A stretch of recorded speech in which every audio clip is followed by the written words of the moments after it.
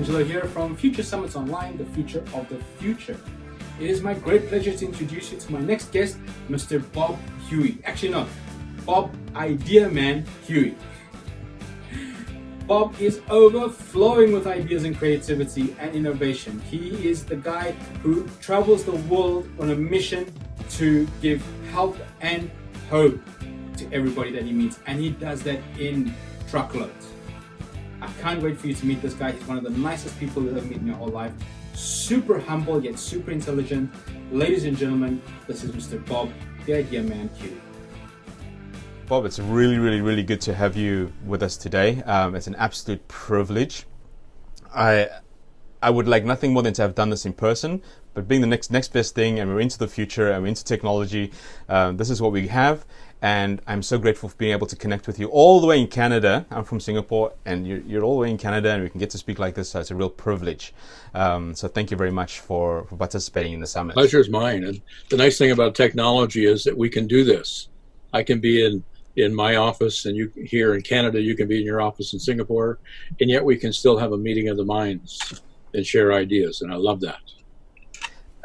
It has been, and the situation in the world currently has just kind of moved us towards that thing. And I've noticed people thought that working online and remotely would be very impersonal, etc. But I've found that we're having such more meaningful conversations because it's very intentional as such. Okay, so before we get started, I would just like to know a little bit about yourself, how you got started, how you became Bob the Idea Man, or Canada's Idea Man. That'll be a wonderful story to hear. So tell us a little bit about yourself, Bob.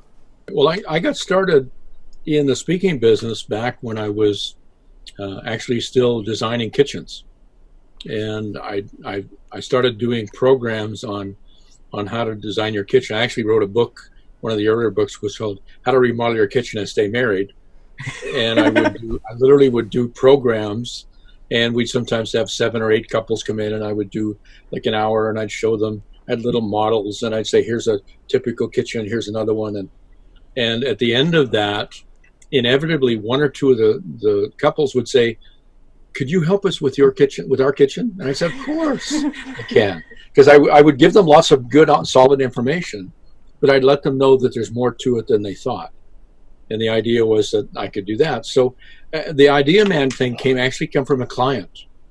We were sitting down and working on something. I was doing a consulting contract. And he said, you're a real idea man, aren't you? You know?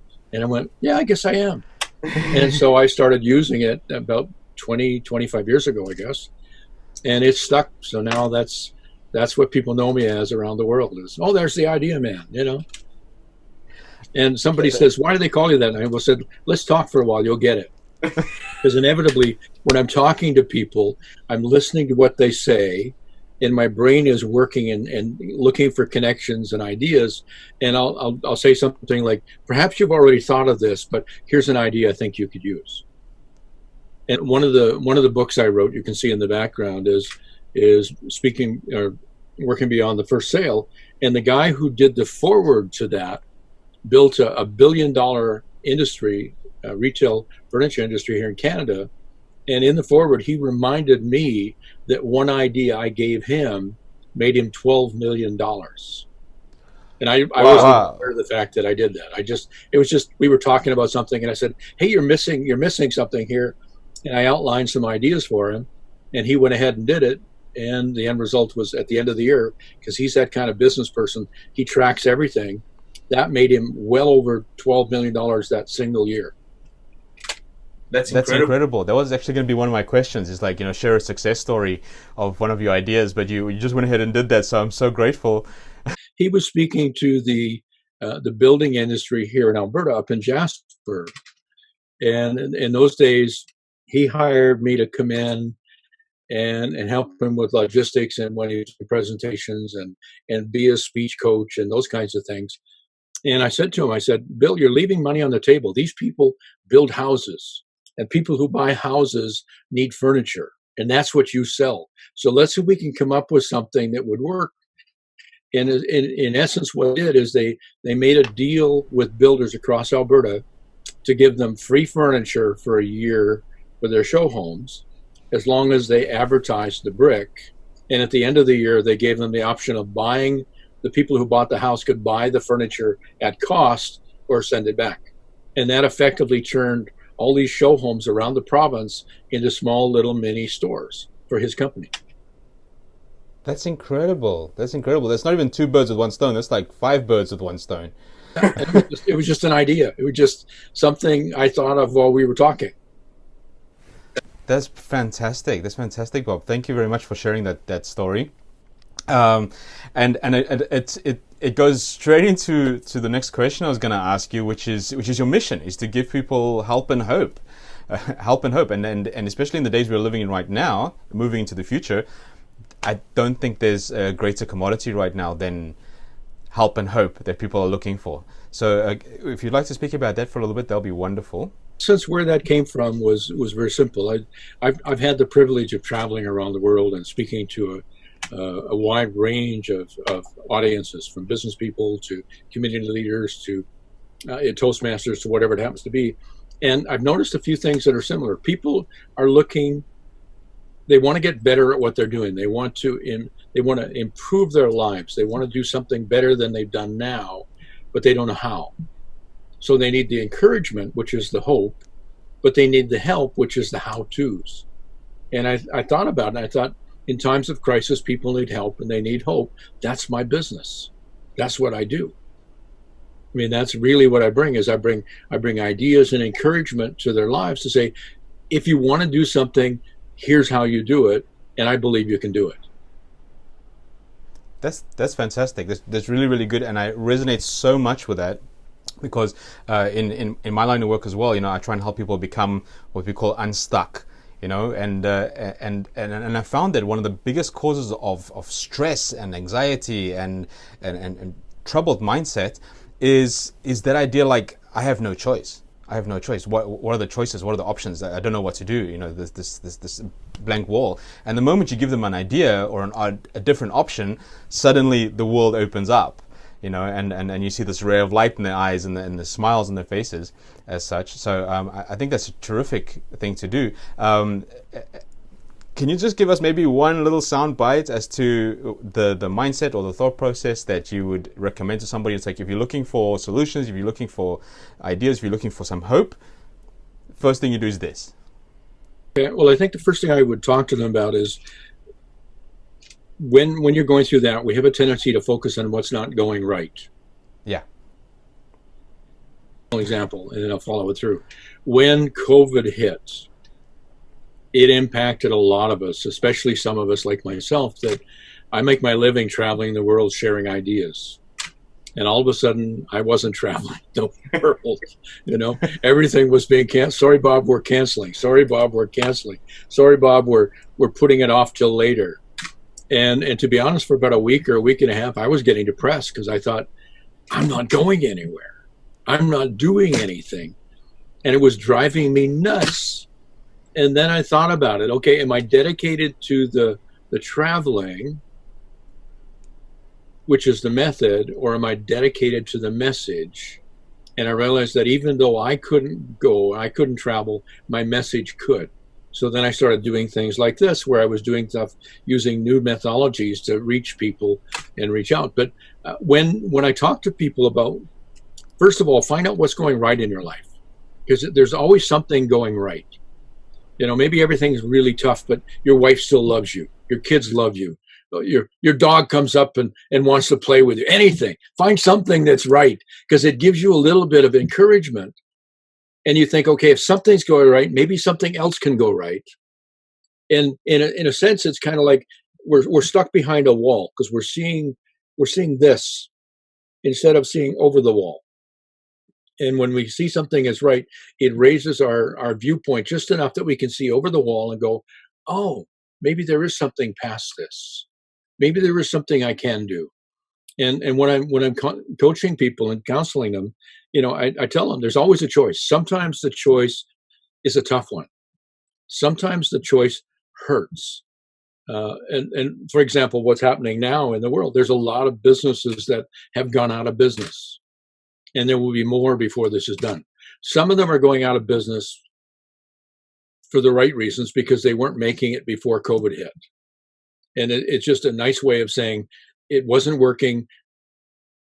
It's a nice way of saying, okay, cut your losses and move on to something that might work. Some of them, sadly, are going out of business because one, they're missing some of the things you need in business. You need to be well funded. You need to have a good concept of where you want to go. You have to have a good concept of what to do when the detours and the destruction comes. I'll tell you another quick story. There's a gentleman from Australia. His name is Peter J. Daniels. I met him. I think that was probably, I don't know, 25, 28 years ago, something like that. And he was speaking with Og Mandino in Vancouver, which is where I lived in those days. And what he said just resonated with me. I loved Og Mandino. I'd read everything that he'd written, and I wanted to hear him, but I'd never heard of Peter Daniels. And we talked afterwards. And he said, if you ever get to Australia, look me up. So as it turns out, 22 days later, I happened to be going to Australia, and I called him from Melbourne, and because he lived in Adelaide.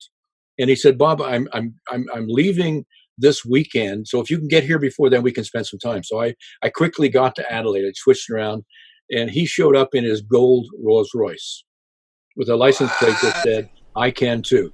What I, at that time, called my $5,000 lunch. We had fish and chips and spent an hour and a half. Because in those days, that's what he got for a living, was $5,000 to give a speech. And I thought, someday that would be so nice. Anyway. But I told him I wanted to do what I'm doing. And he looked at me and he said, Bob, your dreams are too small. And he could see the shock in my face. I went, what do you mean? I want to be a speaker and travel the world. He said, Bob, you're going to run into a lot of obstacles. You're going to run into a lot of detours. Things are going to go wrong. Things are going to be rough. And it's not always going to work the way you hope. And if your dreams aren't big enough, you're going to stop. You're going to get stuck. You need a dream that's big enough to push you through those challenges. And that's where we're at right now, is people need to be looking at where they're looking to move long term. This situation is going to be a short one. It may be short in terms of 6 months. It could be a couple of years, but that's still short in the perspective of what we do in our lives. And it will change. During the interim, we can change to get better at what we're doing and where we want to go. We can get clear where we want to go. We can get more focused on what we want to do, and we can make changes. We can say, okay, what I've done up till now isn't working. It's a perfect opportunity to pivot and try something new. And a lot of us have been able to do that. And what I'm finding also in my coaching and the people who I speak with, the willingness is there.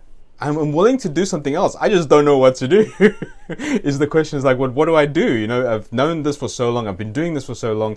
This is all I know. So there's a very steep learning curve, but there's also that concept of, okay, I know things need to change, but what do I change and how do I do it? So I'm going to refer back to, excuse me. I want to refer back to one of your previous quotes. I think I saw it in one of your bios that said, Bob is committed to growth and excellence, not comfort. Okay. And as we all know, growth happens outside of your comfort zone.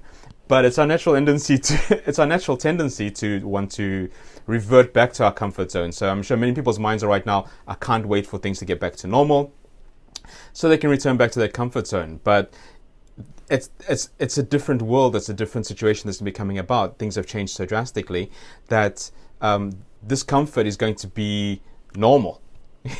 Discomfort is going to be normal. So how do we navigate those waters? Using the term normal like it means something. You know, we really do. Normal is a setting on the not the dishwashers, but the washers and dryers. But normal is just what's happening at now. It's the norm. But that's changed. I mean, our normal has been blown to pieces. And, you know, I'm sorry, but, you know, it's never going to go back to where we were. And I think the quicker we understand that, the quicker we can pick up the pieces and move ahead. What is going to stay the same is some of the logistics around business, which is like taking care of your customers, providing good, solid service, making sure we give them what they want, sometimes even before they know they want it, which is us doing our research, you know, and those kinds of things, being interactive and being resilient and being able to work with them. I saw an article, a commercial just I think it was yesterday. Audi car manufacturer said, we'll bring the car to you as a remote experience. You can do a remote drive, test drive. You can do this, because people can't go to the showroom. So they're saying, we'll bring you the car. You can check it out. If you like it, we'll deliver it right there. That's called responsiveness to what it is. The method has changed. The methodology is there, but the message is, hey, if you want a new car, and we hope it's an Audi, we'll help you get it. And there's a lot of people that are doing that. I mean, this is part of what, for example, there's so many of us in our industry, the speaking industry and training industry, are learning to leverage Zoom and Skype and those kinds of platforms to be able to deliver value to our clients, because we can't see them in person. But like I said, that's a short-term thing, because once things change and we can safely travel, we can do that again.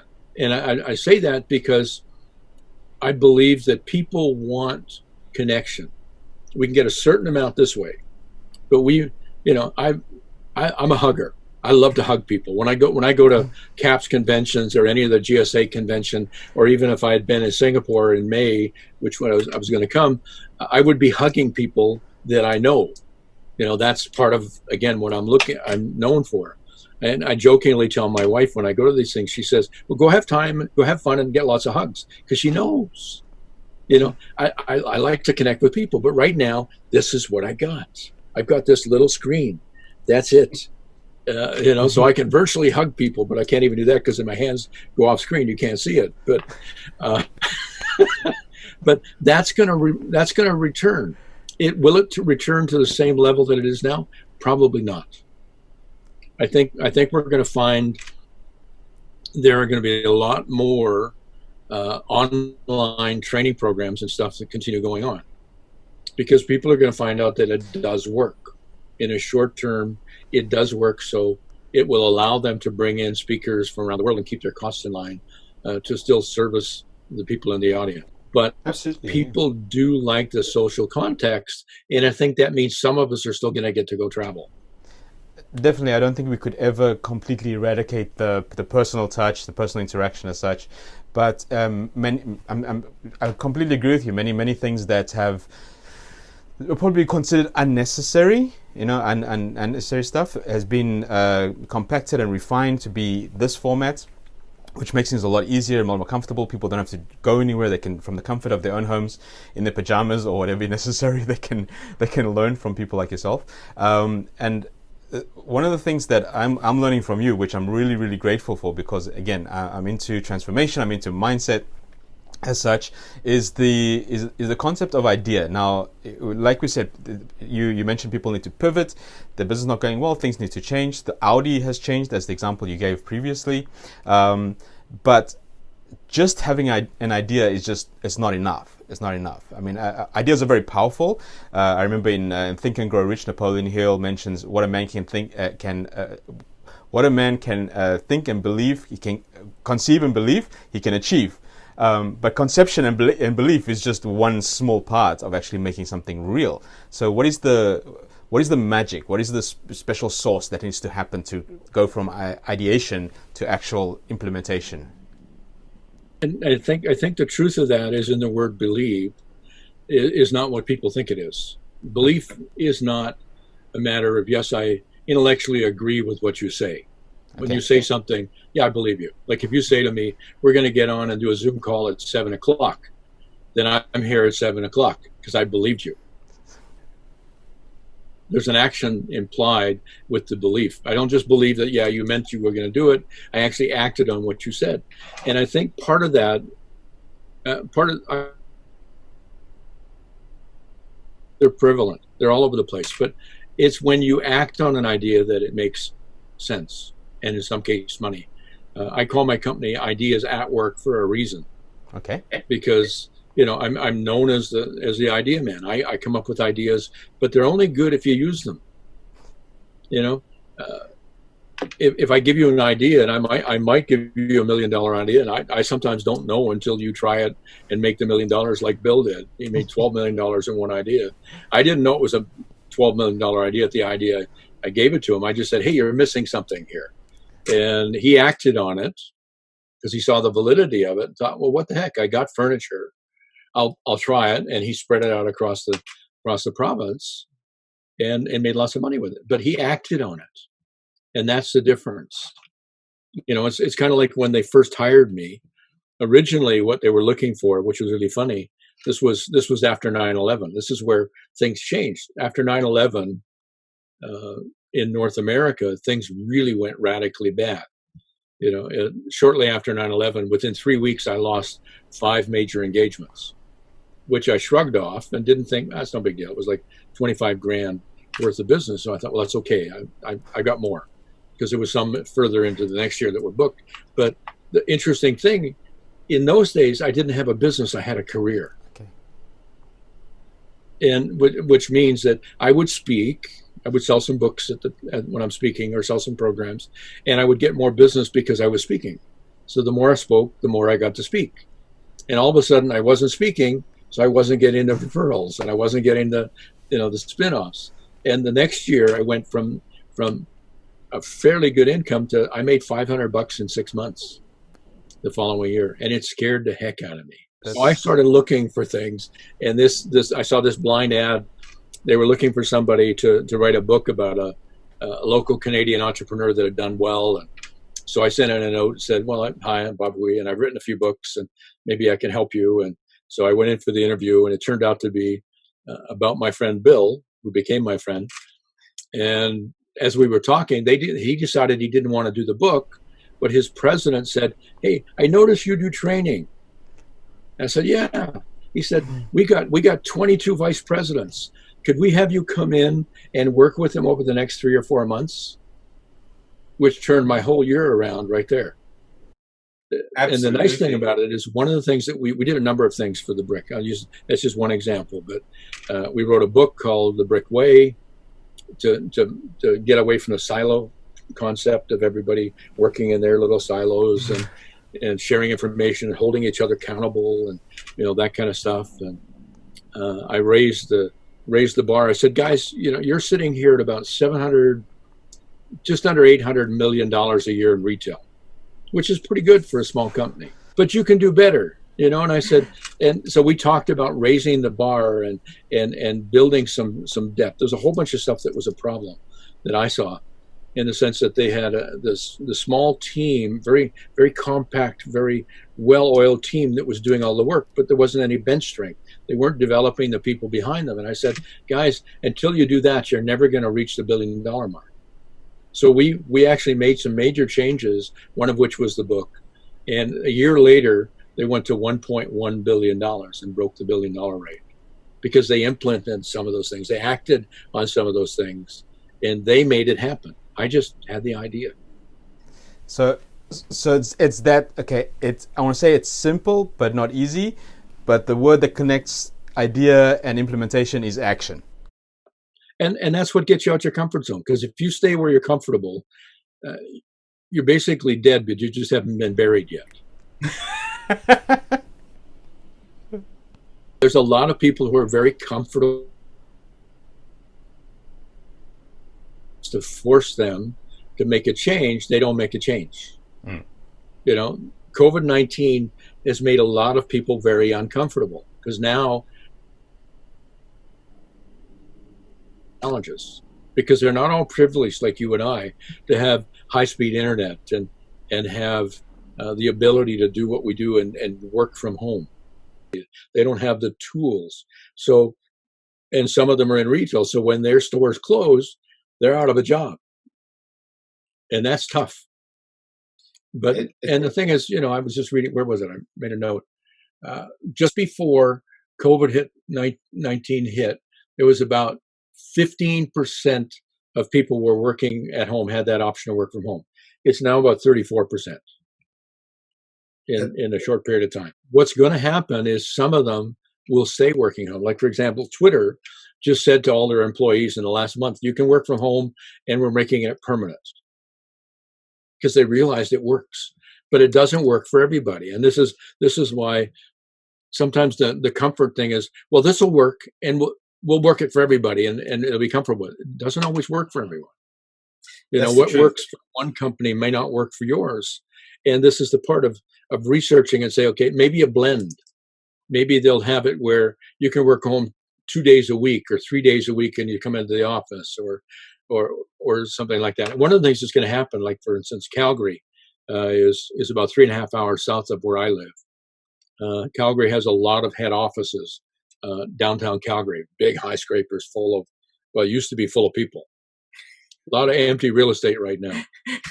And my guess, I could be wrong, but my guess, a lot of it's going to stay empty after COVID goes away or gets under control, because they're going to find that for the most part, a lot of them don't need the expensive office space, or they need less than they do. Or occasionally, if they need to bring people together, go hire an auditorium or go hire a ballroom in a hotel and bring them together.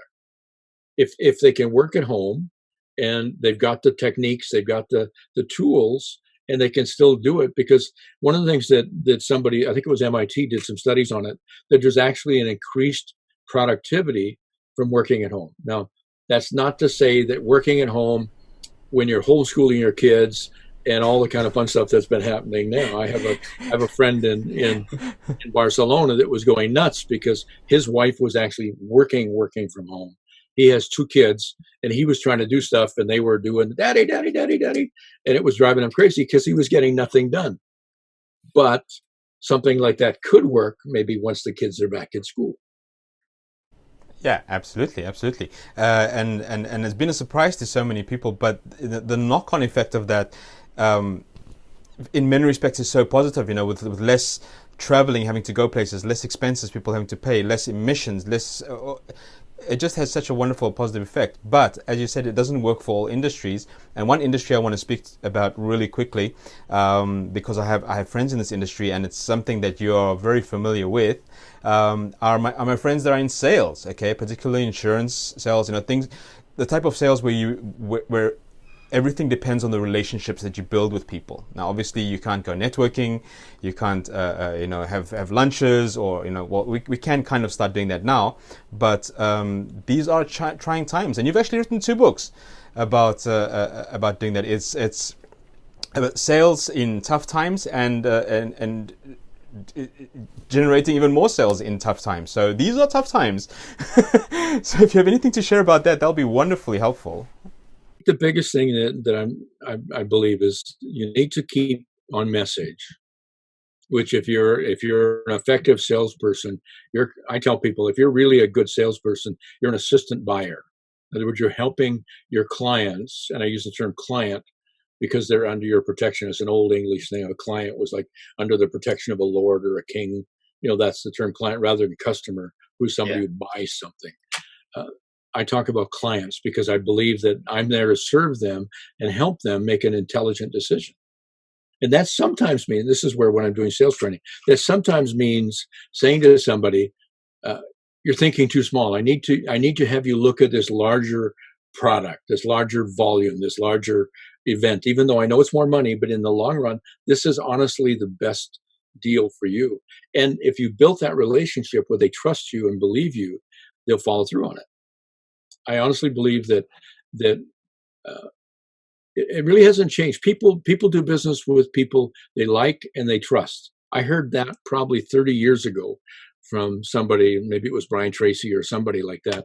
That's true now. It really is true now.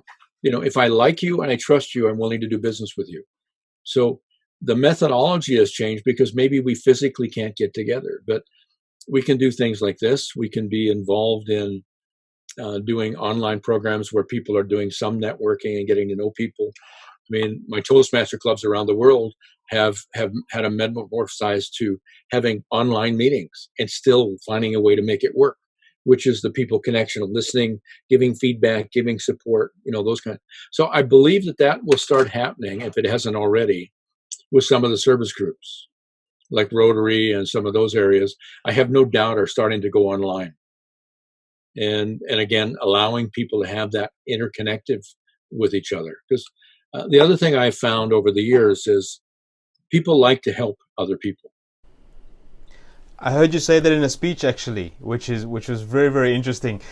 People like to help people more than you like to ask for help, or something like that. I believe you said, yeah. Well, and that came out, the first time that came out was I was given the Spirit of Caps Award here in Canada, which was the highest award we give for service in our industry.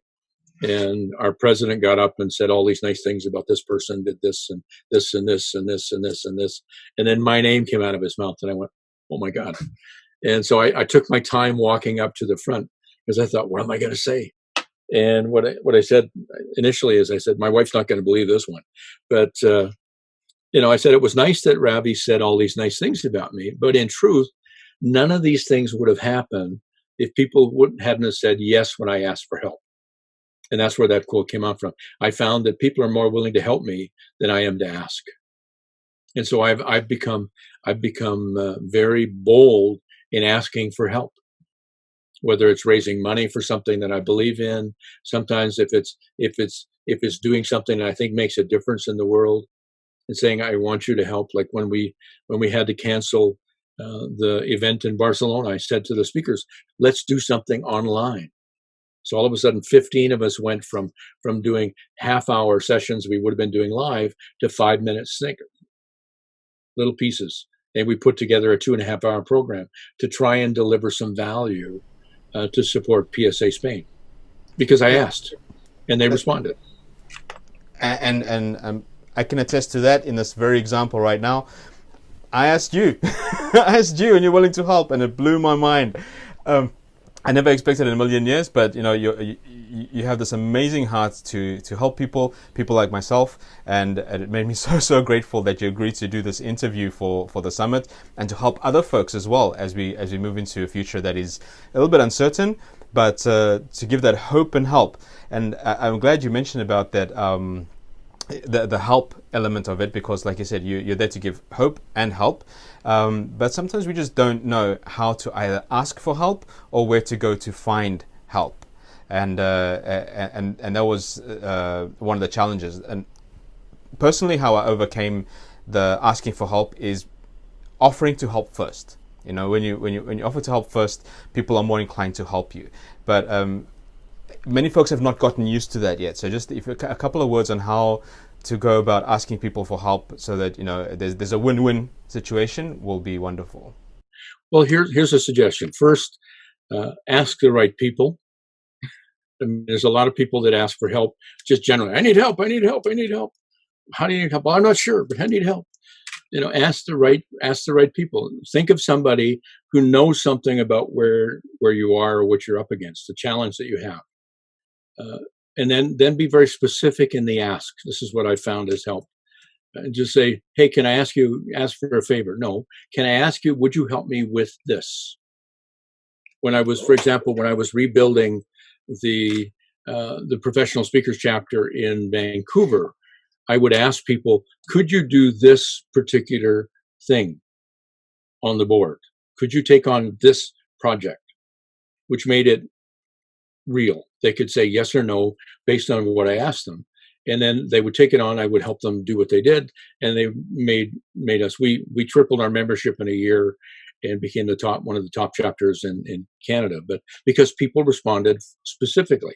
The other thing that I suggest to people, if you do that, if you ask somebody for help, don't come back for a second ask unless you've done something with the first ask. Yes, that's very true. That's very, very true. Because they're going to ask you, "So what happened last time?" "Oh, I didn't do it." "Then why should I give you more advice? Why should I help you again?" Go away. They may be nice. They're going to, in their mind, they're going to say, "Okay, I gave you some advice." And it's okay to say, "I tried it and it didn't work for this reason." But to go away and say, "No, I didn't do anything with it," that means, "Okay, I didn't really value your advice, but I'm coming back to take another shot at it," which really isn't helping to the person. So ask the right people, ask the right questions, and then actually do something with it. I have found that I have been so fortunate in my life. There have been so many people that have helped me. And I think one of the reasons is, one, I'm very grateful that they help. I don't take it for granted. I really appreciate the fact that they're investing in my life. And that's the way I look at it. And I keep them involved. I keep them informed to say, by the way, I did something with what you suggested. Here's what happened. Okay, now what should we do?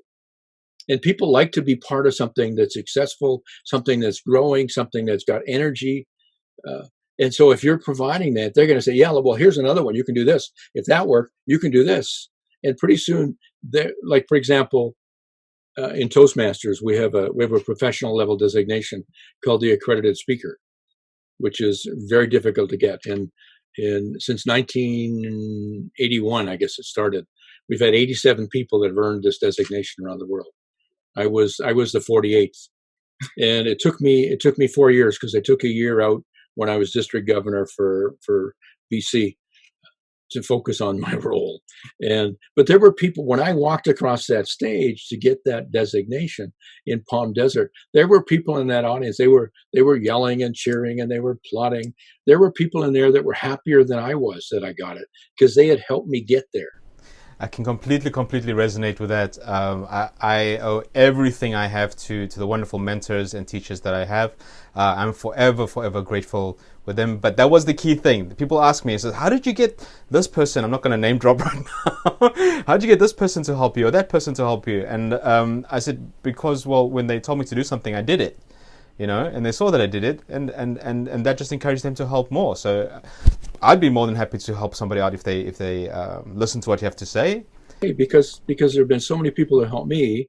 Like when you asked, I said, sure, how can I help? Yeah, that's not my default always, but if I get to know somebody, I tend to say, okay, what can I do to help you? And sometimes, again, it's just a matter of, for example, I was doing something with a company, and the guy who owned the company knew Brian Tracy. Now, I'd met Brian through National Speakers Association, but we weren't friends at that point. And we went for dinner with his client and myself. And he sat next to me, and he said, by the way, so-and-so was telling me about you wanted to do this thing. You were starting something called the Secret Selling Tips online. And he leaned over and he said, by the way, if you like, you can use any of my material that you want. You can even private label it if you want, which private label means use it without his name on it. I said, no. If I'm going to do it, it'll be your stuff, because Brian Tracy has a bankable name, Bob Hooey. Yeah, nobody knew me in those days, especially. And then I didn't think anything of it. 2 weeks later, I got an email from him saying, by the way, just to remind you, I was serious when I said you can use any of my material that you want. He initiated that. But he initiated it because a client was bragging on me about something I'd done to help the client. Wow. And people like to be involved in successful things. Now, granted, from the perspective of it opened up markets for him. It opened up opportunities for him to speak. It opened up, and I'll give you an actual example. We both spoke for a client association in the States that came out of this. I got $8,500. He got $15,000. He got 15 grand for 2 hours. I get 8,500 for a day and a half. So I still had a lot to learn, but that came because of our connection, And I think he knew that, because when you give, it comes back to you. It's like when you're in business, when you're supporting your clients, when you're doing something to help people, I believe it comes back to you. I really do. And that's why I suggest to people, when things are tough, don't give up. Don't give up. Give out. Just keep reaching out and saying, what can we do to help? What can we do within our limited scope of what we're allowed to do? What can we do to help you? Because the needs haven't gone away. People haven't died, and they're still there, but a lot of them are sitting at home going, now what? And maybe now what is something new for us that could even develop into a new industry as we come out of this COVID-19 thing. I'm just letting you speak because what you're saying is absolute golden, and you mentioned Brian Tracy, and he's a personal hero of mine as well, and he's the first actual person I met when I first got into the speaking industry and I joined a speaking association. Yeah, it was the first meeting I went to was Brian Tracy speaking in Singapore, ad hoc, because he had come here for an HR summit and he decided to serve the speaking association, and I got a photograph with him, and he's like, I couldn't believe I was meeting my heroes. One thing about Brian Tracy, which I absolutely love, besides, okay, he's a wonderful guy, he's got a great big heart, but he said one thing one time, and I don't know a lot of people even realize this, but in one of his trainings, I picked this up and I've kept this for such a long time, is that he says, your value in the marketplace is directly proportionate to the problems you can solve. Your value in the marketplace is directly proportionate to the problems you can solve. So now with all these changes in the future that's coming, that's unsure, there are a lot more problems coming up. There's a lot more problems that have been created that didn't exist before, and being able to solve those problems obviously will make you very valuable in the marketplace. Which comes to my absolutely last question, because we're running out of time, unfortunately, because as I said before, I could speak to you for hours and I absolutely love it. Is this: if you in all your experience, in all your books that you've written, and the interactions you've had with other people, if you're able to give your last speech or your last training or your last message to the world, what would that be at this time? I think what I would say, based on doing this for a long time and enjoying it for a long time, is if you have a dream and you have something that you want to accomplish, don't give up. Just when things go tough, that's the time you need to go tougher. You need to dig deeper. And I think when things like COVID happen or other challenges like that, it forces you to go back and be reflective to what you're committed to, what your conversations are going to be, where you want to go, what you want to accomplish, and what you're willing to do. Because my belief system says that if you're willing to have a good idea, work on it, put some ideas and some feet under it, you can make it happen, which is similar to what Norman Vincent Peale said. Or no, it wasn't Peale. Yeah, it was. But I believe that people can do what they want to do, but a lot of people don't follow through. They quit when things get tough, and when things get tough, that's the time to dig in and dig deeper, and stand up and speak out, and if nothing else, give the best of what you've got. Because if you're giving your best, at least you're making sure that you're delivering a solid value. It's like with us in the speaking business. Somebody went and said, "What's your best speech?" I said, "The one I'm going to give next, because I'm going to make sure the next one is the best one I've ever given. Because someday it might be my next one. Hopefully not in the middle of the speech, because that would leave them wondering. But it might be my last one someday, and I want to make it the best. So I research every time before I do it. There's a lot of people that put work into what they're doing, and then they quit when they're just so close to making it happen. Something just came to my mind right now while you were speaking, and I'd love to share it, because you just inspired this idea, as you do, as a philosophy. Because you generally in everything you've shared so far, you keep saying about getting better, improving research, and I kind of got this phrase in my mind that's like, you set the standard, then you raise the bar. Then you set the standard, then you raise the bar. So it's a continual process of setting the standard and then raising the bar. What's my best? The next thing I'm going to do. What's my best? The next thing I'm going to do. So you're constantly improving and growing with that. So I absolutely love that. And we're pretty much almost out of time right now. So I would like to encourage everybody that's watching, obviously, to search a little bit about Bob. He's got amazing videos out there. He's got a lot of training out there as well. You can find him online on his website. And now, obviously, with the transition, there's going to be a lot of online training, I'm assuming, as well soon. But Bob has got an amazing gift to give everybody who's on the summit today. And I'm so grateful for this, and I'm hoping I'm also one of the recipients, so I'm really grateful for that as well, of this amazing free gift that he's willing to give us as such. You will need to obviously click the links that are available on the side, and then you can download the gift. Bob, would you like to speak a little bit about what you're offering our viewers today? Sure. Well, when COVID-19 hit, as I said, I was I was a little depressed for a couple of weeks, because I realized that I wasn't going anyplace soon. But as I processed it, as I said, I realized that even though I can't travel, my message could. So I thought, well, what can I share that will make a difference? So I put together what I call a Kindle Short, which is essentially an ebook. It's called Succeed, And the subtitle is Idea-Rich Strategies to Succeed in Business Despite Global Disruptions. In other words, it was very current. My global was disrupted, but what can I do to succeed? And I shared some of the points in there that I am applying, and I suggest that people could apply. There's always something you can do. There's always something you can do. You can make a change. You can make a change in direction. You can make a radical change if necessary in terms of changing careers, but you can always do something. The question is, do you want to make a change or do you want to stay the same? And staying the same is, like I said, it's kind of like dying, but waiting 20 or 30 years to get buried. It just doesn't work. It doesn't. And the worst that can happen if you make a change and it doesn't work, okay, you made a mistake. Big deal. Life is meant to be living, and the lessons come from mistakes.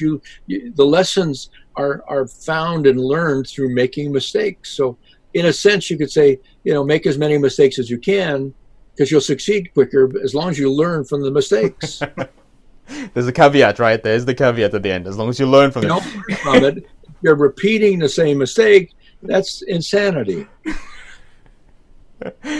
Bob, thank you so very much. You have offered such tremendous value, and I'm grateful for your heart. I'm grateful for your spirit. I'm grateful for your giving nature. Thank you very much for that free gift, and I hope folks will get in touch with you. I'll put the links and everything below the interview and on the program for the summit, so people can get in touch with you and speak to you more. I highly recommend it. He's one of the nicest people I've ever met in my whole life, but also one of the most intelligent, but yet the most humble. So you're a role model for me. I made lots of mistakes. That keeps me humble. Plus, I have a wife that reminds me of who I am. Get off your horse for a second. But it's been an absolute privilege to speak with you. There are more summits coming up in the near future that I think are really up your alley. We'll be having the future of sales, the future of leadership. We'd love to invite you back for that as well. And I look forward to seeing you someday in Singapore in person. Bob, thank you ever so much. We're very, very grateful, and it's been an absolute privilege and an honor to have you on our summit. Thank you. The pleasure has been mine. Thank you so much. So, I hope you enjoyed the interview and got tremendous value from it. It is our pleasure to be able to bring this to you and to share this with you. Please stay in touch with us, join our community, so we can make the future a better place for all.